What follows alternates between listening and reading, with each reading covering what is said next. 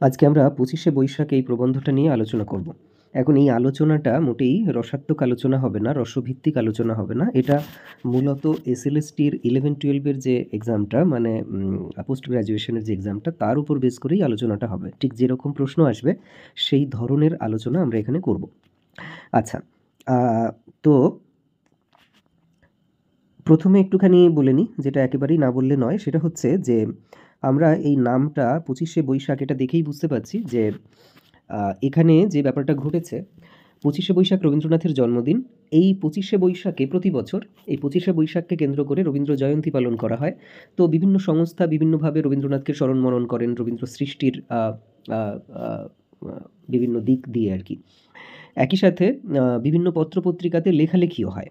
তো দেশ পত্রিকা ১৯৫২ সালের যে ২৫শে বৈশাখ ছিল, ১৯৫২-র ৮ই মে, তার ঠিক দুদিন পরে ১০ই মে দেশ পত্রিকার একটা সংখ্যা প্রকাশিত হয়। তো সেই সংখ্যাতে সৈয়দ মুজতবা আলীকে বলা হয় যে আপনি রবীন্দ্রনাথের ওপরে রবীন্দ্র সৃষ্টির কোনো একটা দিক নিয়ে আপনি একটা কিছু লিখুন। তো বেসিক্যালি ওই সময়টায় মুজতবা আলী ছিলেন অন্যতম শ্রেষ্ঠ আর কি, মানে কি বলে, জনপ্রিয় বা বলা যেতে পারে বহুল চর্চিত লেখক। তো স্বাভাবিকভাবেই তাকে বলা হয় যে আপনি একটা এই বিষয়ের উপর লিখুন। তখন তিনি ওই সংখ্যাতে রবীন্দ্রনাথের উপর বেস করে একটা লেখা লেখেন ২৫শে বৈশাখে। সেই লেখাটাই এটা। এখানে আমরা দেখব যে রবীন্দ্রনাথের গান নিয়ে আলোচনা হয়েছে। তো কি আলোচনা হয়েছে আমরা পরে একদম লাইন বাই লাইন এগোই। দেখো, রবীন্দ্রনাথের সাহচর্য পেয়েছিলুম, তাই যদি তাকে ব্যক্তিগতভাবে দেখি তাহলে আশা করি সুশীল পাঠক এবং সহৃদয় পাঠিকা অপরাধ নেবেন না। বিষয়টা কি? যে আমরা জানি যে সৈয়দ মুজতবা আলী তিনি শান্তিনিকেতনে পড়াশোনা করেছেন, ফলে রবীন্দ্রনাথকে তিনি খুব কাছ থেকে পেয়েছেন। তো এখানে বলছে রবীন্দ্রনাথের সাহচর্য পেয়েছিলুম, তাই তাকে ব্যক্তিগতভাবে দেখার সম্ভাবনা বেশি। কারণ আমরা যারা রবীন্দ্রনাথকে কাছ থেকে পাইনি, আমরা কি করি, রবীন্দ্রনাথকে নিয়ে কখনো কখনো আলোচনা করলে তুলনামূলকভাবে একটা নিরপেক্ষ আলোচনা করতে পারি। কিন্তু যে মানুষটি রবীন্দ্র স্নেহধন্য, রবীন্দ্রনাথের সাহচর্যে যিনি পরিপুষ্ট হয়েছেন, লালিত হয়েছেন, তার পক্ষে মানে একেবারে নিরপেক্ষভাবে, হ্যাঁ, বস্তুনিষ্ঠভাবে আলোচনা করাটা একটু কঠিন হয়ে পড়ে অনেক সময়।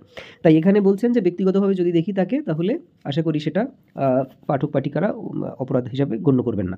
তাহলে প্রশ্ন আসতে পারে কি, যদি তাকে ব্যক্তিগতভাবে দেখি তাহলে আশা করি কেউ অপরাধ নেবেন না। তো এখানে কাকে দেখার কথা হয়েছে?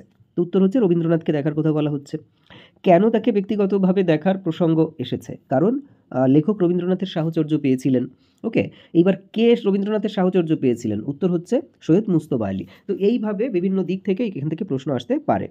আচ্ছা, এরপরে এই যে অনুচ্ছেদটা, এই অনুচ্ছেদে যেটা রয়েছে সেটা হচ্ছে রবীন্দ্রনাথের বিভিন্ন যে কি বলে প্রকরণগত সাহিত্যের বিভিন্ন দিক। তো প্রকরণগত দিক থেকে বিভিন্ন দিকের মধ্যে একটা কম্পারেটিভ আলোচনা করেছেন এবং সেই সাথে পৃথিবীর সাহিত্যে তার অবস্থানটা কোথায় সেটাও একটু বোঝার চেষ্টা করেছেন। বলছেন রবীন্দ্রনাথ উত্তম উপন্যাস লিখেছেন। উপন্যাস সম্পর্কে এটুকুই তার বক্তব্য লেখকের। ছোট গল্পে তিনি মপাসা চেকভকে ছাড়িয়ে গিয়েছেন। তাহলে মপাসা, বিশেষ করে চেকভও ভালো ছোট গল্প লিখেছেন, বাট মপাসা পৃথিবীতে ছোট গল্পকার হিসাবে মানে একেবারেই প্রথম সারির একজন। তো মুজতবা আলী বলছেন যে ছোট গল্পে তিনি মপাসা চেকভকে ছাড়িয়ে গেছেন। তাহলে এখান থেকে প্রশ্ন যেগুলো আসবে যে উপন্যাসের ক্ষেত্রে কি বলছেন, জাস্ট উত্তম উপন্যাস লেখেন, এর বাইরে কিছু বলেননি। আর মপাসা চেকভকে ছাড়িয়ে গেছেন কিসে? ছোট গল্পে। ওকে, আচ্ছা, নাট্যে তিনি যে কোনো মিস্টিকের সঙ্গে প্রতিদ্বন্দ্বিতা করতে পারেন নাট্য সাহিত্যের ক্ষেত্রে। কবিরূপে তিনি বিশ্বজনের প্রশংসা অর্জন করেছেন। ওকে, আর শব্দতত্ত্ব সম্পর্কে তিনি যে গবেষণা করেছেন তার গভীরতা পণ্ডিতদের নির্বাক করে দিয়েছে। এরপরে কি রয়েছে? রাজনৈতিক দূরদৃষ্টি, আর রয়েছে শান্তিনিকেতন। এই যে অনুচ্ছেদটা, এখানে এই কটা পার্ট রয়েছে। এখন তাহলে কি কি নিয়ে কথা বলেছেন? উপন্যাস নিয়ে, আচ্ছা, ছোট গল্প নিয়ে, নাটক নিয়ে, কবিতা নিয়ে, শব্দতত্ত্ব বিষয়ে তার যে গভীর গবেষণা সেটা নিয়ে, রাজনৈতিক তার যে জীবনবোধ সেটা নিয়ে, এবং শান্তিনিকেতন নির্মাতা হিসাবে। ওকে, এই কয়েকটা বিষয় নিয়ে তিনি এই অনুচ্ছেদে কথা বলেছেন। এই প্রত্যেকটা একটু মুখস্থ করে রাখবে। উপন্যাস নিয়ে বলেছেন, গল্প নিয়ে বলেছেন, তোমার কি বলে নাটক নিয়ে বলেছেন, ওকে, কবিতা নিয়ে বলেছেন, শব্দতত্ত্ব সম্পর্কে। বেসিক্যালি এটা প্রবন্ধ নিয়ে বলতে গিয়ে তিনি শুধু শব্দতত্ত্বের উপরে গুরুত্ব দিয়েছেন। আচ্ছা, এরপরে রাজনৈতিক দৃষ্টিভঙ্গি নিয়ে এবং শান্তিনিকেতন শান্তিনিকেতনের নির্মাণ, এই বিষয়টা নিয়ে। ওকে, এই পার্টটাতে তাই রয়েছে। এবার কোনটা নিয়ে তিনি কি বলেছেন এই বিষয়টাও আমাদের আমাদের আমাদের মনে রাখতে হবে। ওকে, উপন্যাস নিয়ে বলছেন উত্তম উপন্যাস লেখেন, এর বাইরে কারোর সঙ্গে কোনো তুলনা নেই, এটা মাথায় রাখতে হবে। আচ্ছা, সেকেন্ড হচ্ছে যে দেখো উপন্যাস সম্পর্কে কারোর সঙ্গে তুলনা করেননি, কিন্তু ছোট গল্পের ক্ষেত্রে মফাসা চেকভকে ছাড়িয়ে গেছেন, অর্থাৎ তুলনা করেছেন মফাসা চেকভের সঙ্গে এবং তাদেরকে যে ছাড়িয়ে গেছেন সেই কথাটাও রয়েছে। তো এইখান থেকে আমাদের এক হতে পারে যে ওই নেটের ধাঁচে কোশ্চেন দিয়ে দিতে পারে, যে পুরো একটা অনেকগুলো তথ্য দিয়ে একটা বাঞ্চ করে দিল এবং দিয়ে সেখান থেকে বিভিন্ন অ্যাঙ্গেল থেকে প্রশ্ন হলো, এইটা হতে পারে। অথবা সিঙ্গেল কোশ্চেনও হতে পারে, সেক্ষেত্রে টুইস্ট করে দিতে পারে, যেমন উপন্যাসের ক্ষেত্রে তিনি অমুককে অমুককে ছাপিয়ে গেছেন, এমন হতে পারে। তো সুতরাং ছাড়িয়ে গেছেন এই কথা দুটো মনে রাখলেই যথেষ্ট নয়, এটাও মনে রাখতে হবে যে উপন্যাসের ক্ষেত্রে ছাড়িয়ে যাওয়ার প্রসঙ্গ আসেনি। এর সাথে ছোট গল্পের ক্ষেত্রে, এবার ছোট গল্পের ক্ষেত্রে তিনি ছাপিয়ে গেছেন কাকে? মফাসা চেকভকে। এখানে অন্য নাম আসতে পারে, মফাসা কমন থাকতে পারে, চেকভ বদলে গিয়ে অন্য কোনো নাম আসতে পারে, এটা হতে পারে। 3 নম্বর হতে পারে যে ছোট গল্পে তিনি মফাসা চেকভের সমকক্ষ, এইভাবে আর কি, মানে ছাড়িয়ে গেছেন, এইটাও মনে রাখতে হবে। ওকে, নাট্য সাহিত্যে তিনি বলছেন মিস্টিকের সঙ্গে প্রতিদ্বন্দ্বিতা করতে পারে, তাহলে মিস্টিক এদের সঙ্গে কম্পেয়ার করেছেন নাট্য সাহিত্যে, ঠিক আছে, এখানে কিন্তু ছাড়িয়ে যাওয়ার প্রসঙ্গ নেই। আচ্ছা, কবি রূপে বিশ্বজনের প্রশংসা অর্জন করেছেন, এর বাইরে কবিতা নিয়ে তিনি কিন্তু অন্য কিছু বলেননি। ওকে, এভাবে দিয়ে দিতে পারে যে কবি রূপে তিনি ওয়ার্ডসওয়ার্থ, কিটস এদেরকে ছাপিয়ে গেছেন, এটা কিন্তু তা নয়। আচ্ছা, শব্দতত্ত্ব সম্পর্কে তিনি যে গবেষণা করেছেন, ক্লিয়ার, এই হচ্ছে বিষয়। আরেকটা হতে পারে যে ধরো ইন্ডিভিজুয়াল কোশ্চেনের মধ্যে আরেকটা হতে পারে এরকম যে এই যে তিনি যে গবেষণা করেছেন তার গভীরতা পাণ্ডিত্যদের নির্বাক করে দিয়েছে। কোন বিষয়ের গবেষণা? তো শব্দতত্ত্ব বিষয়ে গবেষণা। কে করেছেন? রবীন্দ্রনাথ করেছেন। ওকে, এই হচ্ছে বিষয়। এরপরে যেটা হতে পারে সেটা হচ্ছে তার রাজনৈতিক দৃষ্টিভঙ্গি, এটা আমার যতদূর ধারণা এখান থেকে প্রশ্ন আসবে না। আচ্ছা, গুরুরূপে শান্তিনিকেতন নির্মাণ, এখান থেকে প্রশ্ন হতে পারে এটাই যে শান্তিনিকেতন নির্মাণ করেছেন কিভাবে, এখানে শব্দটা মনে রাখবে গুরুরূপে, ঠিক আছে, খুব গুরুত্বপূর্ণ শব্দ এটা, গুরুরূপে। আচ্ছা, 2 নম্বর এখান থেকে প্রশ্ন হতে পারে যে তার স্নিগ্ধ ছায়ায় একদিন বিশ্বজন সুখময় নীড় লাভ করবে, বিষয়ে সন্দেহ নেই। তাহলে কার স্নিগ্ধ ছায়ায়? রবীন্দ্রনাথের, এই অপশানটা প্রথমেই থাকবে, মনে রাখবে রবীন্দ্রনাথের নয়, যে শান্তিনিকেতন নির্মাণ করে গেছেন তার স্নিগ্ধ ছায়ায়, তাহলে উত্তরটা হচ্ছে শান্তিনিকেতন, ক্লিয়ার, এই হচ্ছে বিষয়। এখান থেকে আরেকটা প্রশ্ন হতে পারে, সেটা হলো এই যে বিশ্বজন, ওকে, সুখময় নির্লাভ করবে, এই যে বিশ্বজন লাভ করবে, সুখময় নির্লাভ করবে, ওকে, আর স্নিগ্ধ ছায়ায়, এই শব্দগুলো অ্যাকচুয়ালি আমরা যখন তোমাদের মধ্যে অনেকে প্রশ্ন করে আমাকে যে স্যার টেক্সট তো পড়ছি কিন্তু মনে থাকছে না পরীক্ষা দেওয়ার সময়। এর কারণ হচ্ছে যে তোমাকে সবসময় মাথায় রাখতে হবে যে আমি একজন টিচার হিসাবে এই প্রবন্ধটা বা এই গল্প বা কবিতাটা পড়বো এবং আমি স্টুডেন্টকে কোশ্চেন করব, এই মেন্টালিটি নিয়ে তুমি পড়বে। তাহলে কি হবে যে ওর মধ্যে যে উত্তরগুলো, দেখো এর প্রত্যেকটা কিন্তু উত্তর হতে পারে। স্নিগ্ধ ছায়া এটা একটা উত্তরের অপশান হতে পারে, বিশ্বজন একটা অপশান হতে পারে, সুখময় নীড় অপশান হতে পারে, শান্তিনিকেতন নির্মাণ করছেন এটা একটা অপশান হতে পারে, গুরুরূপে অপশান হতে পারে। তাহলে এই যে শব্দগুলো এই বাক্যের ক্ষেত্রে, মানে পদগুলো এখানে বলা হচ্ছে, এইগুলোকে আমাকে মনে রাখতে হবে এবং এটা কোনটা কোন প্রসঙ্গে বলেছে এইভাবে আমাদের পড়তে হয়। ওকে, শুধু টানা রিডিং পড়ে গেলে হয় না, এই জায়গাগুলো আমাদেরকে জানতে হয়, দেখতে হয়, প্রয়োজনে হাইলাইট করে নাও, এইগুলো একটা হাইলাইটার কিনে নাও, ঠিক আছে, এইভাবে। আচ্ছা, এরপরে বলেছেন কিন্তু আমার ব্যক্তিগত বিশ্বাস, তাহলে এখান থেকে প্রশ্ন হতে পারে যে কার ব্যক্তিগত বিশ্বাসের কথা বলা হয়েছে? উত্তর হচ্ছে মুজতবা আলীর। আচ্ছা, ব্যক্তিগত বিশ্বাসটা কি ছিল? বিশ্বাস হচ্ছে এই রবীন্দ্রনাথ অজরামর, এই শব্দটা মনে রাখবে, হয়ে রইবেন তার গানের জন্য।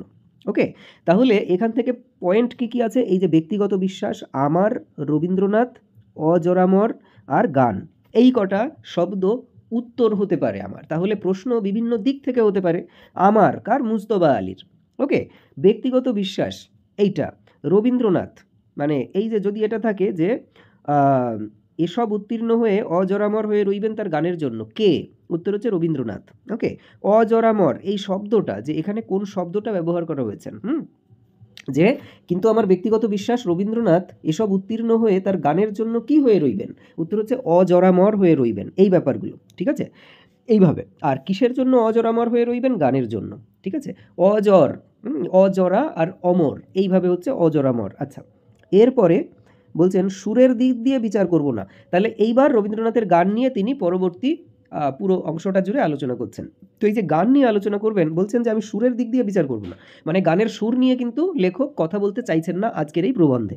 তাহলে এখান থেকে প্রশ্ন আসতে পারে যে এই 25শে বৈশাখ প্রবন্ধে লেখক রবীন্দ্রসঙ্গীতের কোন দিক নিয়ে আলোচনা করেছেন? সুর নিয়ে, অমুক নিয়ে, তমুক নিয়ে। উত্তর হচ্ছে সুর নিয়ে তিনি আলোচনা বিশেষ কিছু করেননি। ওকে, কেন করেননি তার ব্যাখ্যা এখানে দিচ্ছেন যে সুহৃদ শান্তিময় ঘোষ তার রবীন্দ্রসঙ্গীতে এমন কোনো জিনিস বাদ দেননি যে সম্বন্ধে আপনি আমি আর 5 জনকে কিছু বলতে পারি। তাহলে এখান থেকে প্রশ্ন হতে পারে কি যে এই যে রবীন্দ্রসঙ্গীত, এটা একটা বই, এটা 1942-এ প্রকাশিত হয়, ঠিক আছে? এখান থেকে প্রশ্ন হতে পারে যে শান্তিদেব ঘোষের রবীন্দ্রসঙ্গীত গ্রন্থটি প্রকাশিত হয় কত সালে? তাহলে এই প্রশ্নটা কিন্তু তোমরা সাহিত্যের ইতিহাসের কোশ্চেন এইভাবে দেখতে পারবে না। কেন? কারণ এটা আসলে ওই আমাদের শিল্প সাহিত্য সংস্কৃতির পার্ট থেকে আসেইনি, এসেছে টেক্সটের কোশ্চেন হিসাবে, ঠিক আছে? এই হচ্ছে বিষয়। অনেকে বলতে পারে যে এই রকম সাহিত্যের ইতিহাস বা সাহিত্য সংস্কৃতি থেকে এরকম ডেপথ থেকে কোশ্চেন করার কি মানে? কিন্তু আসলে তো এটা সাহিত্য সংস্কৃতির পার্ট থেকে কোশ্চেনই নয়, কোশ্চেন হচ্ছে টেক্সটের কোশ্চেন। ওকে, এই জিনিসগুলো মাথায় রাখবে।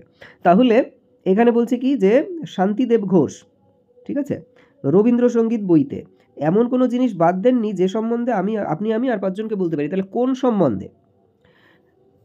ঠিক আছে, মানে শান্তিদেব ঘোষ কী নিয়ে আলোচনা করেছেন? উত্তর হচ্ছে এই সুর নিয়ে। রবীন্দ্রসঙ্গীতের সুর নিয়ে আলোচনা করেছেন শান্তিদেব ঘোষ। মানে রবীন্দ্রসঙ্গীত নিয়েই আলোচনা হয়েছে, তার মধ্যে সুরের ভাগটাই প্রধান। তো এই কারণে লেখক বলছেন যে ওই বিষয়টা নিয়ে আমি আর আলাদা করে আলোচনা করতে যাচ্ছি না, এইটা। আচ্ছা, এরপরে বলছেন আমি বিচার করছি কিংবা বলুন মুগ্ধ হয়ে ভাবি যে কতকগুলো অপূর্ব গুণের সমন্বয় হলে পর এরকম গান সৃষ্ট হতে পারে। তাহলে এই যে গানটা, এই গানের ভেতরে এমন কি আছে? এখানে লেখক বলছেন গুণ। কি গুণ আছে যার জন্য মানে একজন শ্রোতাকে মোহিত করে রাখতে পারে, তার হৃদয়টাকে একেবারে ভরিয়ে তুলতে পারে, মুগ্ধ করে দিতে পারে? এই জিনিসটা মানে যেটা সুর নয়, সুরের অতিরিক্ত কিছু। আমরা এর পরে জানবো ব্যঞ্জনা, এখানে শব্দটা পাবো। ওকে, সামান্য যে দু চারটে ভাষা জানি তার ভিতর আমি চিরজীবন যে রসের সন্ধান করেছি সেটা হচ্ছে গীতিরস। তাহলে এখান থেকে প্রশ্ন হতে পারে, প্রশ্নটা কি? সেটা হলো এই যে কোথায় গেল? এই যে সামান্য যে দু চারটে ভাষা জানি, এটা লেখকের বিনয়, কারণ আমরা জানি যে তিনি প্রায় 15টার মতো ভাষা জানতেন। ওকে, তার ভেতর আমি চিরজীবন যে রসের সন্ধান করেছি, কোন রসের সন্ধান করেছেন? উত্তর হচ্ছে গীতি রসের সন্ধান করেছেন। ক্লিয়ার? সেলি কিটস, গোয়েটে হাইনে, হাফিজ আখতার, কালিদাস জয়দেব, গালিব জাওক, এদের গান বলুন, কবিতা বলুন, সব কিছুর রসাস্বাদ করে এ জীবন ধন্য মেনেছি। তাহলে এখানে দেখো কার কার উল্লেখ আছে? শেলি কিটস, দুজনই ইংরেজ কবি, ইংরেজি সাহিত্যের কবি। ওকে, গোটে হাইনে, এরা দুজনই জার্মান ভাষার কবি, জার্মানির মানুষ। হাফিজ আত্তার, এরা দুজনেই ইরানিয়ান কবি, পার্সি ভাষার। আচ্ছা, কালিদাস জয়দেব, এরা দুজনই ভারতীয় কবি এবং দুজনই সংস্কৃত ভাষার। গালিব জাওক, এরা দুজনই বেসিক্যালি এরা আমাদের ভারতীয় উপমহাদেশে, কিন্তু এরা উর্দুভাষী। ঠিক আছে, তাহলে এখানে কোন কোন ভাষার উল্লেখ আছে? দেখো ইংরেজি, আচ্ছা পার্সি, এখানে দেখো সরি এটা হচ্ছে জার্মান, এটা দেখো পার্সি, এটা হচ্ছে সংস্কৃত, এটা হচ্ছে তোমার কি বলে উর্দু। তাহলে এই আলাদা আলাদা এবং এক একটা জোড়াতে কে কে কে কে আছেন, এই সমস্ত নামগুলো আমাদের মুখস্থ রাখতে হবে। এদের গান বলুন, কবিতা বলুন, সব কিছু রসাস্বাদ করে এ জীবন ধন্য মেনেছি। তাহলে এদের বলতে কার কার কথা বলা হয়েছে না, প্রত্যেকটা নাম মুখস্থ রাখতে হবে।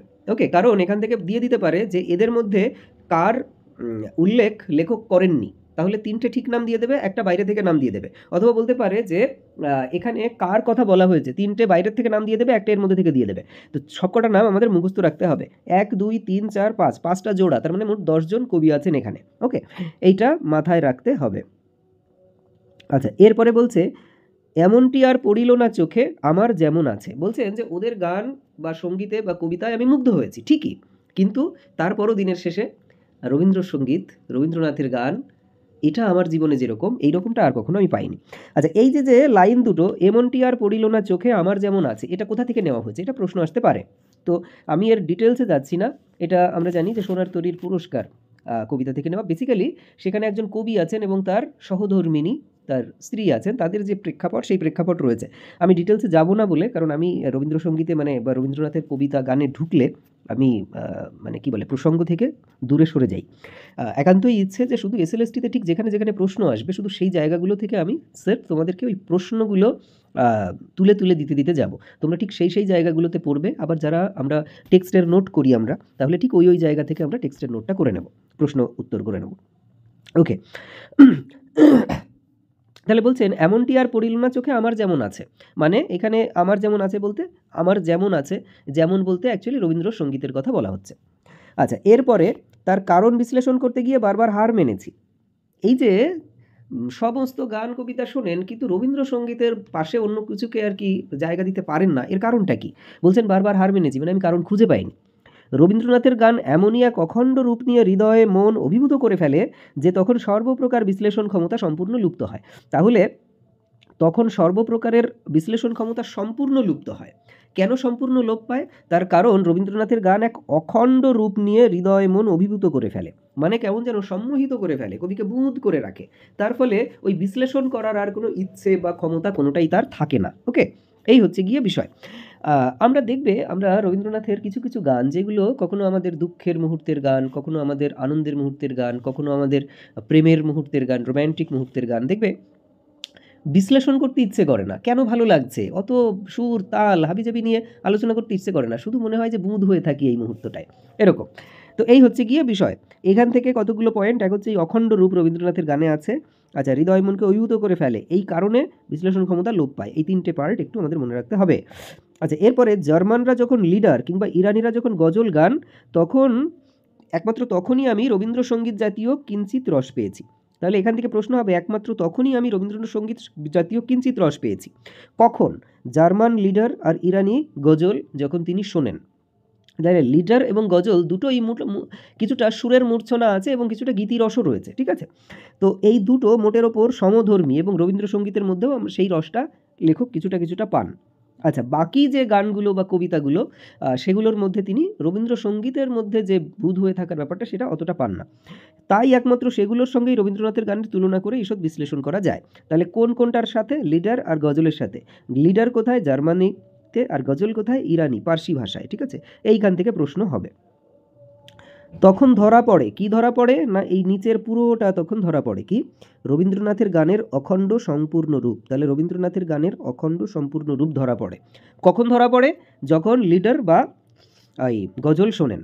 বহু লিডার বা গজল শুনে মনে হয়েছে এ গান অপূর্ব, এ গান যদি আরও অনেকক্ষণ ধরে চলতো তবে আরও ভালো লাগতো। অর্থাৎ শুধু যে অতৃপ্ত রেখে গিয়েছে তাই নয়, অসম্পূর্ণ বলেই মনে হয়েছে এ লিডার বা গজল আরও কিছুক্ষণ ধরে চলতে পারতো। তাহলে এই অবধি তিনি লিডার সম্পর্কে বা গজল সম্পর্কে বলছেন। কি বলছেন? যে ধরো বহু লিডার বা গজল শুনে মনে হয়েছে এই গান অপূর্ব। ওকে, মনে হয়েছে এ গান অপূর্ব। এখান থেকে প্রথম প্রশ্ন, বহু লিডার বা গজল শুনে মনে হয়েছে, কি মনে হয়েছে? এই গান অপূর্ব, এটা মনে হয়েছে। এখানে অপশান থাকবে এ গান অপূর্ব, এ গান কি বলে পরিপূর্ণ, এ গান তৃপ্তি দেয়, এইরকম ধরনের ব্যাপার। কিন্তু না, এ গান অপূর্ব এটা মনে হয়েছে, কিন্তু তৃপ্তি দিয়ে দেয়নি কিন্তু পুরোপুরি। আমরা সেটা পরে জানবো। বা পূর্ণ নয়, এটাও আমরা পরে জানবো। বলছে এই গান যদি আরও অনেকক্ষণ ধরে চলতো তবে আরও ভালো লাগতো। তার মানে কি? শুধু যে অতৃপ্ত রেখে গিয়েছে। তাহলে দেখো, এ গান যদি আরও কিছুক্ষণ চলতো, হয় কি বেসিক্যালি ব্যাপারটা এরকম যে লিডার বা গজল লেখক যখন শোনেন, ধরে নেওয়া যাক যে আধ ঘন্টা ধরে তিনি শুনছেন, শোনার পরে তার মনে হয় যে ঠিক পূর্ণ হলো না, আর একটু হলে ভালো হতো, এরকম। মানে তার হৃদয়ে একটা অতৃপ্তি রেখে চলে গেল, এইটা তার মনে হয়েছে। এই যে অতৃপ্তিটা, এর কারণ হচ্ছে কি না, গানটা সম্পূর্ণ নয়। হ্যাঁ, যে আধ ঘন্টা বা এক ঘন্টায় বা বলা যেতে পারে একটা গান শুনে সেই জায়গাটা আসেনি লেখকের হৃদয়ের মধ্যে। এবার বলছেন রবীন্দ্রনাথের গান কখনোই অসম্পূর্ণ রূপে আমার সামনে দাঁড়ায়নি। রবীন্দ্রনাথের একটা গান শোনার পরে কখনো তার মনে হয়নি যে এটা অসম্পূর্ণ। সে গান শুনে যদি কখনো মনে হয়ে থাকে এ গান আমাকে অতৃপ্ত রেখে গেল, তবে তার কারণ তার অসম্পূর্ণতা নয়। কি? তার কারণ অতিশয় উচ্চাঙ্গের রসসৃষ্টি মাত্রই ব্যঞ্জনা ও ধ্বনি প্রধান। আচ্ছা, তাহলে একটু এই জায়গাটাকে একটু বোঝার জন্য জাস্ট দুটো তিনটে কথা বলে নিই। সেটা হচ্ছে, ধরে নেওয়া যাক যে আমার ব্যক্তি জীবনেরই উদাহরণ দিয়ে বোঝানোর চেষ্টা করছি আমি। আমার জীবনে এর আগেও তোমাদেরকে অন্য একটা কবিতা প্রসঙ্গে এই কথাটা বলেছিলাম সম্ভবত, যে আমার মা মারা যায় যখন, তারপরে বেশ কিছুদিন পরে আমি কোনো একদিন ভোরবেলায় FM রেডিও ছিল তখন আমি একটা গান শুনি যে আছে দুঃখ আছে মৃত্যু, বিরহ দহন লাগে, ইত্যাদি ইত্যাদি। তাহলে এই যে গান, তবুও শান্তি তবুও আনন্দ, তো এই যে গান, আমার গানটা ধরো 4 মিনিট 4.5 মিনিট মতো হয়েছে। গানটা শুনে আমার মানে কি যে একটা মনে হচ্ছিল, মানে রবীন্দ্রসঙ্গীত আরও শুনতে ইচ্ছে করে। এখন প্রশ্ন হচ্ছে যে ওই একটা গান শুনে মনে হয়েছে যে আরও কয়েকটা গান যদি শোনা যায়, এই যে আরও কয়েকটা গান যদি শোনা যায়, এইটার পিছনে এইটা কারণ নয় যে ওই একটা গান শুনে আমার অসম্পূর্ণ মনে হয়েছে বা অতৃপ্তি ওই কারণে এসেছে। আসলে মনে হচ্ছিল যে এই গানের মধ্যে বুঁদ হয়ে আমি থাকি, তার জন্য আরও কয়েকটা গান যদি পরপর শুনতে পারি। কখনো এই কারণে মনে হয়নি যে এই একটা গানের মধ্যে ঠিক পুরো ভাবটা পেলাম না, ঠিক আমি যেটা চাইছিলাম সেটা পেলাম না, এই কারণে নয়। কারণটা হচ্ছে এটাই যে হ্যাঁ, এই ভাবটাকে ছেড়ে বেরোতে ইচ্ছে করছে না। হয়তো তখন আমার মানে স্কুলে যাওয়ার তাড়া আছে, হয়তো তখন আমার অন্য কিছু আছে, কিন্তু মনে হচ্ছে না আর একটু সময় থাকি, পৃথিবীর অন্য কাজটা একটু হলেও বাদ থাক। এই যে ব্যাপারটা, মানে রবীন্দ্রনাথের গান এই ব্যাপারটা করে। অসম্পূর্ণ নয়, ওই একটা গানই তার মতো করে পরিপূর্ণ, এবং সেই গানটা আমার ভেতরে একটা অদ্ভুত তৃপ্তি দেয়, কিন্তু সেটা আমাকে কিছুটা অতৃপ্ত করে রাখে এই জায়গা থেকে যে আরও কিছুক্ষণ শুনতে পারলে ভালোই হতো, এই রকমটা। তো এখানে লেখক বলছেন যে জার্মান লিডার বা ইরানিয়ান গজলের সঙ্গে রবীন্দ্রসঙ্গীতের ডিফারেন্স এখানে, যে লিডারটা শুনে ওই একটা লিডার শুনেই কিন্তু মনে হয় না যে বাহ কমপ্লিট। লিডারটা শুনে বা গজলটা শুনে মনে হয় যে এই একটার মধ্যে পূর্ণটা পেলাম না, ফলে আরও কয়েকটা শুনলে আমার ওই পরিপূর্ণতার ভাব আসবে। কিন্তু রবীন্দ্রসঙ্গীতের ক্ষেত্রে হয়েছে কি, যে একটা রবীন্দ্রসঙ্গীতের মধ্যেই একটা ভাব পূর্ণ আছে, কিন্তু মনে হয় যে এই ভাবের মধ্যে বিভোর হয়ে থাকাটা এই মুহূর্তে আমি শেষ করব না, আরেকটু যদি পাই, এরকমটা হচ্ছে এখানে বলতে চেয়েছে। ওকে, তাহলে এইবার আমার প্রশ্ন হচ্ছে, এখান থেকে প্রশ্ন আসতে পারে কি, সেটা হচ্ছে এই যে রবীন্দ্রনাথের গান কখনোই অসম্পূর্ণ রূপে আমার সামনে দাঁড়ায়নি। তাহলে রবীন্দ্রনাথের গান কোন রূপে লেখকের সামনে দাঁড়ায়নি? অসম্পূর্ণ রূপে। আচ্ছা, তার গান শুনে যদি কখনো মনে হয়ে থাকে এই গান আমাকে অতৃপ্ত রেখে গেল, তবে তার কারণ বলে এখানে থেমে যাবে। তাহলে কারণটা কি বলছেন? অসম্পূর্ণতা নয়, তার কারণ অতিশয় উচ্চাঙ্গের রসসৃষ্টি মাত্রই ব্যঞ্জনা ও ধ্বনি প্রধান। তাহলে এখান থেকে এটা হতে পারে প্রশ্ন, যে যদি রবীন্দ্রনাথের গান শুনে কারণ মনে হয় যে এই গানটা আমাকে অতৃপ্ত রেখে গেল, তার কারণ লেখক কি বলতে চেয়েছেন? সেই গানটা অসম্পূর্ণ? উত্তর হচ্ছে না। সে গানটা কি কারণ? বলছেন যে উচ্চাঙ্গের রসসৃষ্টি, ধ্বনি প্রধান এবং ব্যঞ্জনাধর্মী। ওকে, এই কারণ। এবার এই প্রশ্ন হতে পারে যে অতিশয় উচ্চাঙ্গের রসসৃষ্টি মাত্রই কি বলে লেখক মুস্তফা আলী মনে করেন? উত্তর হচ্ছে ব্যঞ্জনা ও ধ্বনি প্রধান। ওকে, ব্যঞ্জনা প্রধান এবং ধ্বনি প্রধান। ব্যঞ্জনা প্রধান কি আমরা আলোচনা করেছি এর আগেও, যেটা ওই নিছক শব্দের অর্থ এবং আবিধানিক অর্থ বা এর বাইরের একটা কিছু, আর ধ্বনি হচ্ছে আরও দূরের। ওকে, এই হলো ব্যাপার। আচ্ছা, এরপরে তোমার ব্যঞ্জনা বলতে অভিধা লক্ষণা, তারপরে ব্যঞ্জনা। আর ধ্বনি এটা রসের দিক থেকে আমরা জানি যে একেবারে তোমার কি বলে শব্দ, তারপরে মানে তোমার কি বলে অর্থ, তার অনেক পরে গিয়ে হচ্ছে তোমার ধ্বনি। আচ্ছা, এরপরে বলছে যে তার ধর্ম, আচ্ছা এক মিনিট, তার ধর্ম সম্পূর্ণ অতৃপ্ত করে এবং ব্যঞ্জনার অতৃপ্তি দিয়ে হৃদয় মন ভরিয়ে দেওয়া। তাহলে এই যে উচ্চাঙ্গের রসসৃষ্টির ধর্মটা কি? সম্পূর্ণ অতৃপ্ত করে রেখে যাওয়া এবং ব্যঞ্জনার অতৃপ্তি দিয়ে হৃদয় মন ভরিয়ে দেওয়া। আরও শুনতে চাইছি, আমার মানে ওই বলে না যে মিটিল না স্বাদ, এই কারণে। ওকে, যে আরও শুনতে ইচ্ছে করছে। আচ্ছা, এরপরে বলছে যে তখন মনে হয় এ গান আমার সামনে যে ভুবন গড়ে দিয়ে গেল, তার প্রথম পরিচয়ে আমার সবটা জানা হলো না বটে, কিন্তু খেদ নেই, আবার শুনবো, তখন সে ভুবনের আরও অনেকখানি আমার কাছে উদ্ভাসিত হয়ে উঠবে, আর এমনি করে করে একদিন সে ভুবন আমার নিতান্ত আপন হয়ে উঠবে। এভাবেই রবীন্দ্রনাথ এক একজনের কাছে এক এক রকম করে ধরা দেয়, হ্যাঁ, দেন বলতে পারি, বা রবীন্দ্র সৃষ্টি। সত্যি কথা বলতে কি, যার রবীন্দ্রসঙ্গীত একটু ভালো লেগে যায়, সে তখন ধরো আজকে সে প্রথম একটা রবীন্দ্রনাথের একটা গান শুনলো, পরের দিন সে আরও অন্য একটা গানকে ডিসকভার করে, তারপর আরেকটা গান। এইভাবেই রবীন্দ্রনাথের ভাবের, রবীন্দ্রসঙ্গীতের যে অদ্ভুত ভাবমূর্ছনা, তার এক একটা দিককে সে আবিষ্কার করে, এবং তখন নতুন নতুনভাবে তার যে ভুবন, সেই ভুবনটা পরিপূর্ণ হয়ে উঠতে থাকে। এইভাবে এখান থেকে সেভাবে প্রশ্ন আসবে না। আচ্ছা, এরপরে কোনো সন্দেহ নেই এরকম ধারাই হয়ে থাকে, কিন্তু আরেকটি কথা তার চেয়েও সত্য। সেটা কি? রবীন্দ্রনাথের গান, কোনো গানই কখনো নিজেকে সম্পূর্ণ নিঃশেষ করে না। ভীষণ গুরুত্বপূর্ণ, এখান থেকে পরীক্ষার প্রশ্নটা বলে দিই।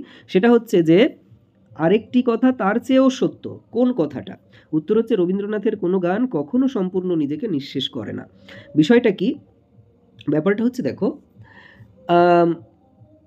দেখো রবীন্দ্রনাথের গান, যারা রবীন্দ্রসঙ্গীতের রসটা একবার পায়, লক্ষ্য করে দেখো যে রবীন্দ্রনাথের কোনো গান তার কাছে পুরনো হয় না। কখনো কি এমন হয় যে এই গানটা, কিছু গান আছে যে গানগুলো আমরা শুনছি, শোনার পরে মনে হয়েছে, আমরা অনেকবার শুনলাম, শোনার পরে মনে হয়েছে আর এই গানটা শুনতে ভালো লাগে না, মানে এই গানটার মধ্যে আর সেই আবেদনটা নেই, কখনো এটা মনে হয় না। এইটাকেই বলছে সম্পূর্ণ নিঃশেষ করে না। ওকে, মানে আমাদের শোনা গান, সেই গানটাই আমরা হয়তো বারবার শুনি কোনো একটা নিভৃত মুহূর্তে, মনের গোপন ঘরে বসে বসে আমরা সেই গানটাই হয়তো চালিয়ে দিয়ে থাকি, ওই যে সুরটা চলতে থাকে সেটাতেই আমরা সেই মুহূর্তে এক নতুনভাবে আবার নিজেকে আবিষ্কার করি, এটা।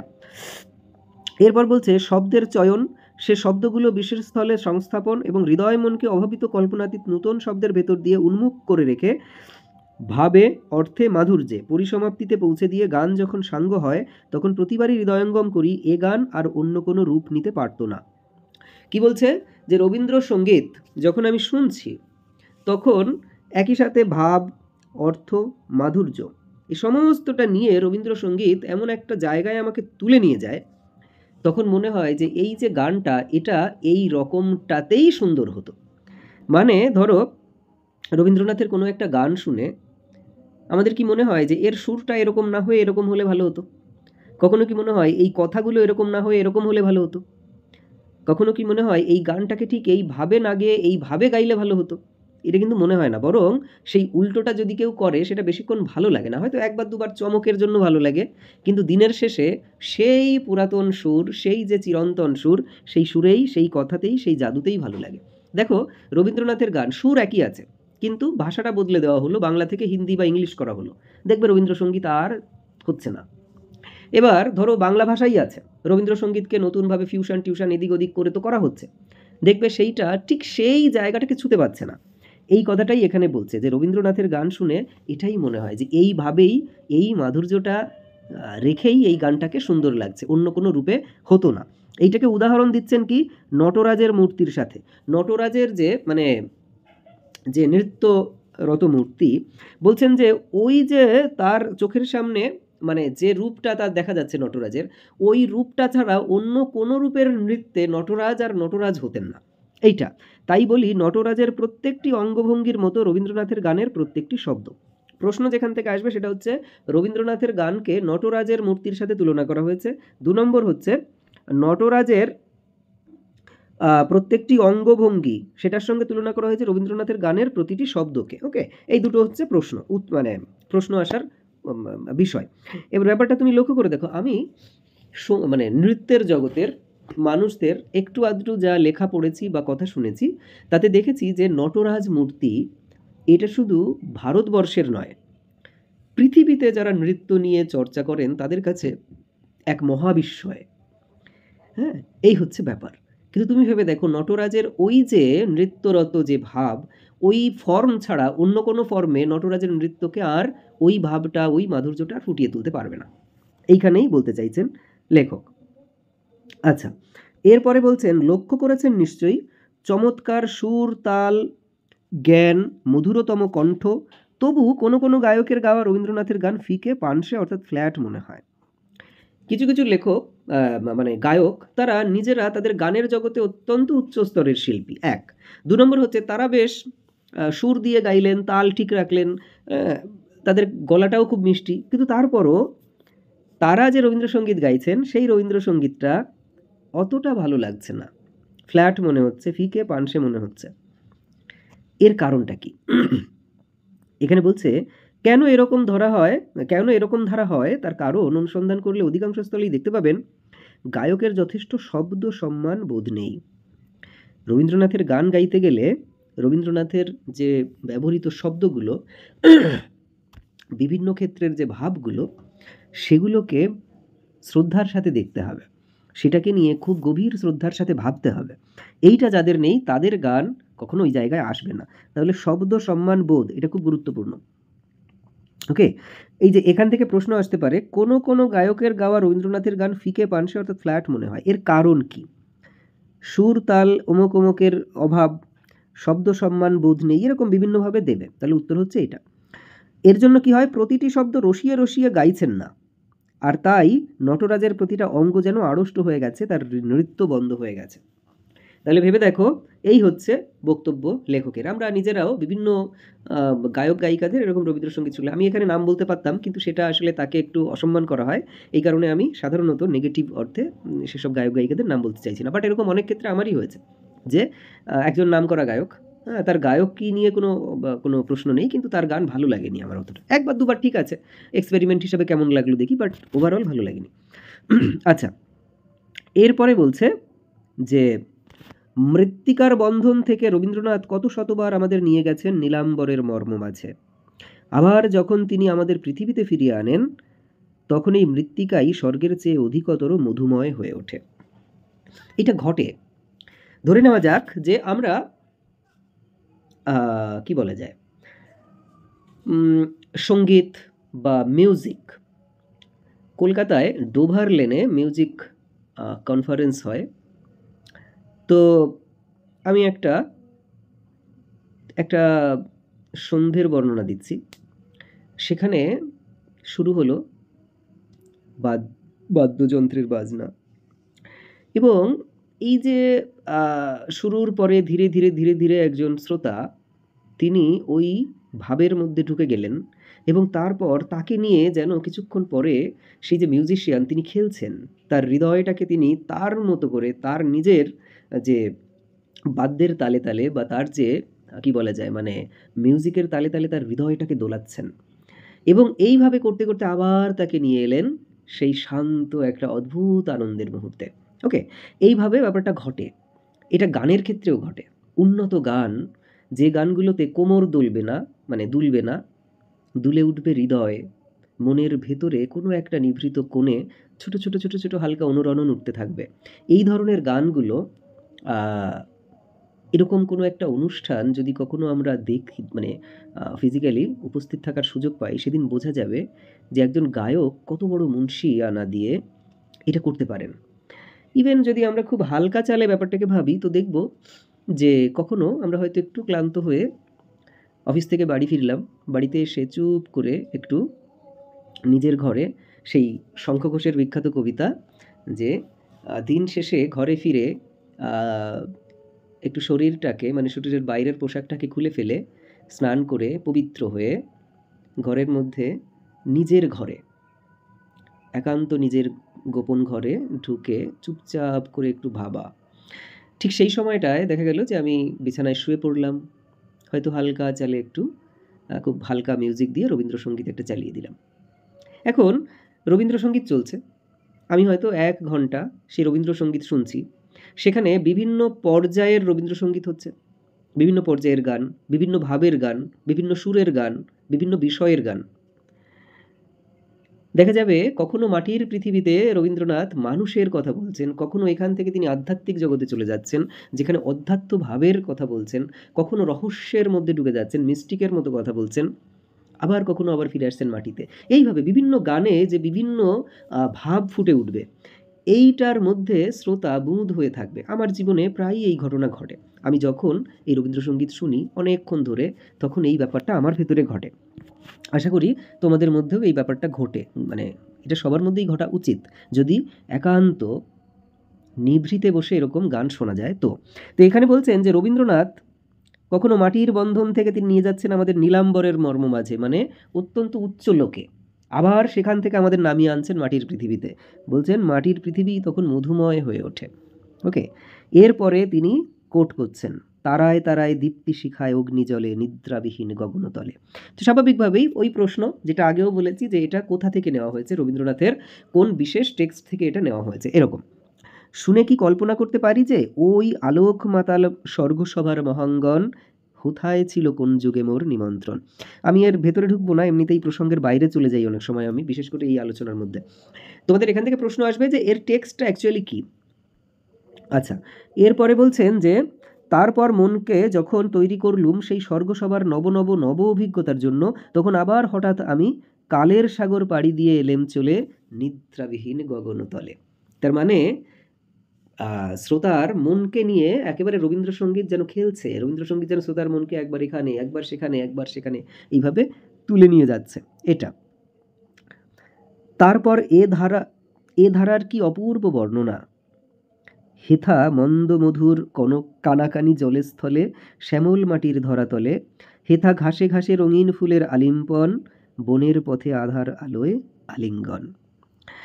অ্যাকচুয়ালি ভালো লাগে যদি গায়ক হতো, মানে আমি তো গানটা করতে পারি না, গান শুনি, ভালো লাগে তাই শুনি, কিন্তু গানটা যেহেতু আমি গাইতে পারি না, খুব ইচ্ছে করছিল এখানে গানটা গেয়ে শোনাতে। তোমাদের মধ্যে যারা গান গায়, যারা এটা শুনছো, এটা পড়তে পড়তে একটু গুনগুনিয়ে গেয়ে উঠো, দেখবে অদ্ভুত ভালো লাগা কাজ করবে।